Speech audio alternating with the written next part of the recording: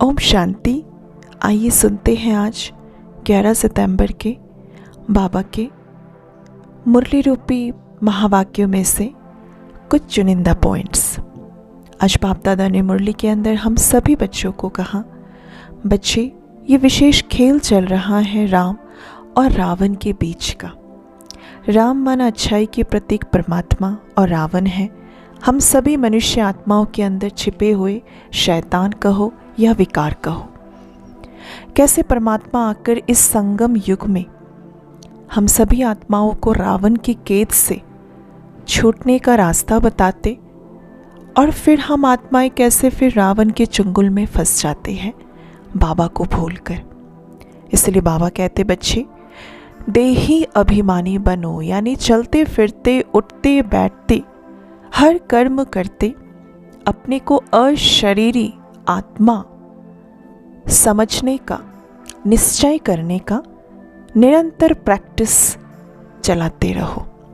फिर बाबा आगे कहते कि बाबा के नॉलेज से और इस मेडिटेशन से कैसे हम आत्माओं के अंदर जो कांटे हैं, बुराइयों रूपी कांटे, उस कांटों से हम कैसे धीरे धीरे कली बनते हैं और फिर कैसे कली से हम खुशबूदार फूल बन जाते, यानी हमारे अंदर पॉजिटिव क्वालिटीज़ की समावेशता हो जाती है और हम संपन्न भरपूर हो जाते हैं अंतरात्मा की गहराइयों से। और जब हम फूल बन जाते तो फूल ही फिर परमात्मा में संपूर्ण समर्पित हो जाते हैं।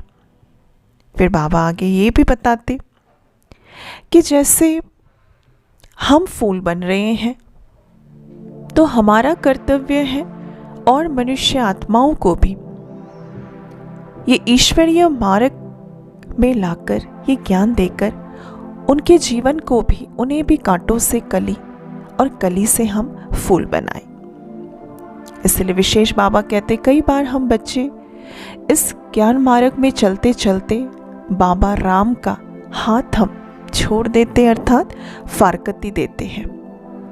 और फारकती हम तभी देते जब हमें ये याद आता कि मैं फलाने धर्म का हूँ, मैं फलानी जाति का हूँ।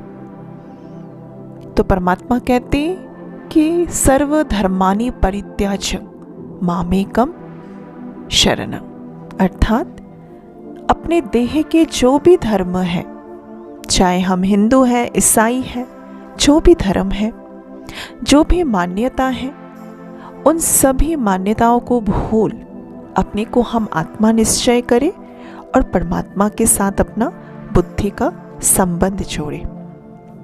जब हम परमात्मा के साथ अपने बुद्धि का संबंध जोड़ते हैं तो हमारी जो बुद्धि में ताला लगा हुआ था वो ताला हटता जाता। इसलिए बाबा कहते, अपने स्वधर्म में हमें टिकना है। अपने स्वधर्म में टिकने का ही हम बच्चों को पुरुषार्थ करना है।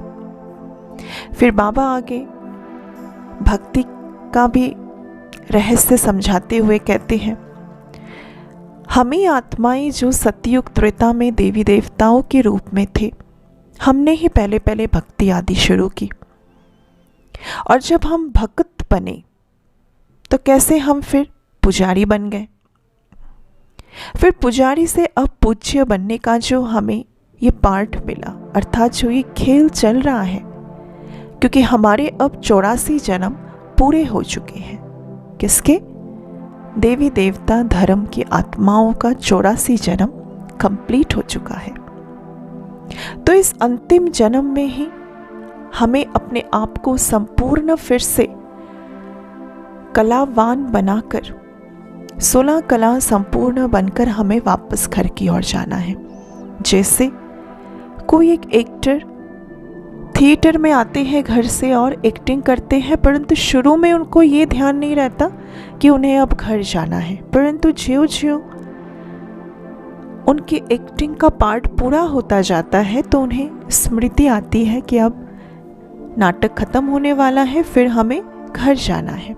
इसी रीति परमात्मा कहते, अब हमारा भी इस ड्रामा के अंदर अंतिम का समय चल रहा है, तो बारंबार हम इसे स्मृति में रहे कि अब नाटक पूरा हुआ, अब मुझे वापस परम धाम अपने घर क्यों जाना है।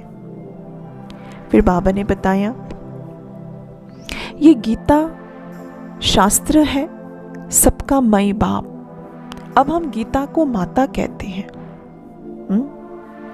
तो माता है तो जरूर पिता भी होना चाहिए, तो वो पिता है परमात्मा।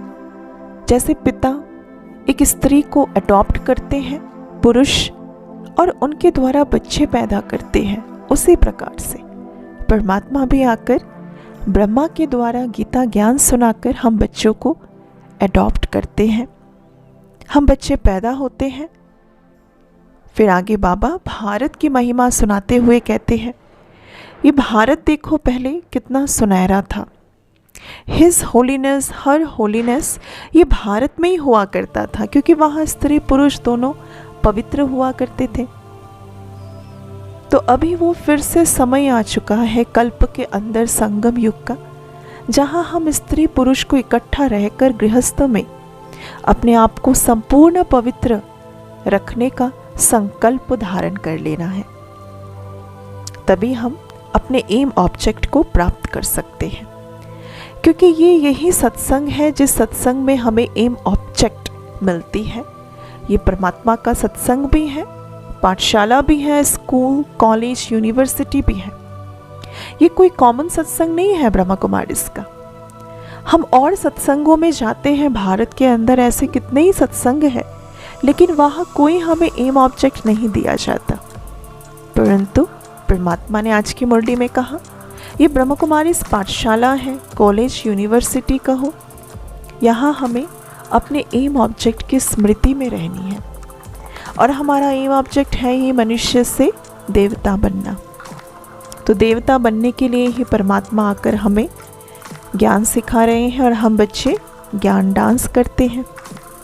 आगे बाबा वरदान देते, अनेक प्रकार के आग से बचने और सर्व को बचाने वाले सच्चे रहम दिल भव। आज के मानव देखो अनेक प्रकार की आग में झुलस रहे हैं। दुख चिंता भिन्न प्रकार की चोट आत्मा को लगती रहती है, लेकिन हम ऐसे जीवन से निकल श्रेष्ठ जीवन में अर्थात प्रभु में हम समर्पित हो गए हैं। तो हम शीतल सागर के कंठे पर बैठे हैं ना, तो हमारा फर्ज है दूसरे आत्माओं को भी अपनी शुभ भावनाएं देकर उन्हें भी उस जलती हुई आग से बचाने का। स्लोगन, जिनकी एक बाबा से सच्ची प्रीत है, उन्हें अशरीरी बनना सहज लगता है। ओम शांति।